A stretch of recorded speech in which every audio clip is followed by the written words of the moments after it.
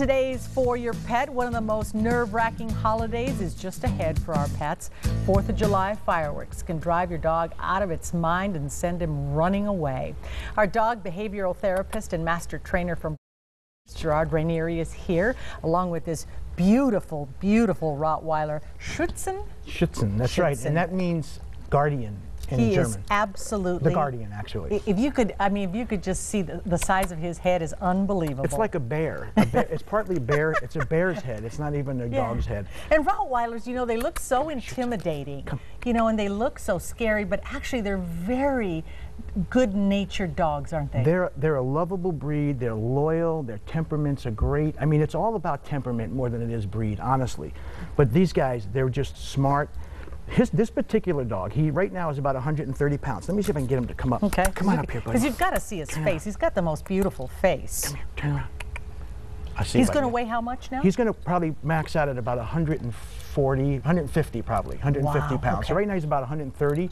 And he's just now 15 months old, so he's going to fill out some more. Yeah. His unique thing about him, he was the only pup in the litter, which is rare. Usually they have 8, 9, 10 puppies in the litter. And he was a single pup? And he was a single pup. They had to put stuffed animals in the litter with the mom to keep her busy because she was just licking him and you know, almost nurturing licking him. the fur off That's of him. exactly right. Yeah. She was, and so, you know, it was really a unique situation. So what kind of family should not get a Rottweiler? Okay, at the end of the day, if you're not the kind of person that is willing to exercise, step up to the plate with a dog and be their pack leader, then, you know, if you want to just coexist with your dog, it's not the right breed for you. Yeah, because these guys they're strong-willed, aren't they? I mean, he's 130 pounds now. If he decides to go and he doesn't have any discipline, he's going to take me off this tear and just pull me across the room. So you got to train them. You got to work with them, and they do these things because they want to. Because if they change their mind and want to do something else, they're going to do it. Yeah. And you don't want this. And they've got the power to do it. That's right. And you don't want a 150-pound dog, 135-pound dog making decisions for you. That's just not the place you want to go with this guy. Well, you have a face only a mother could love. He's just he's a great dog. The owners of this dog, he swims every day. They really keep him busy. They work with him a lot. I mean, they just started training with him, but they actually exercise him to the max. It's really good. He's a beauty. Let's talk about 4th of July fireworks. How can my dogs go nuts? It is. It's a tough time of year. Some dogs, I mean, here's the thing. If you leave for the day, make sure your dogs are tagged. Don't leave them in the backyard by themselves. It's just too much. Even if you leave your even if they're outside dogs, the 4th of July is not the time to leave them outside. It's really a bad time. Find a safe place in the house to keep them. And even if they're in the house, make sure they're tagged, because that's the biggest problem.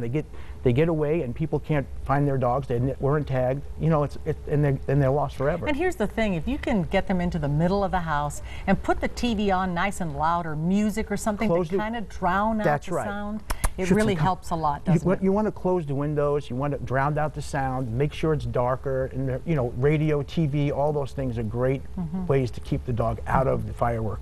And if your dog does run away and he isn't chipped or identified, you know, one of the first places you should look is Humane Society, absolutely, Animal Control, because the next day they have got more dogs than they know what to do with. Yeah, and that's why I keep harping on having the tags, because that's the biggest thing, that people can't find their dogs later. So important. Also, if you have a pool in the backyard, don't automatically assume that a dog is going to be safe around the pool. No, and not all dogs are swimmers. I have a lot of clients call me up and say, hey, I want to teach my dog to swim, and their dog is petrified of that water. It does not want to go in.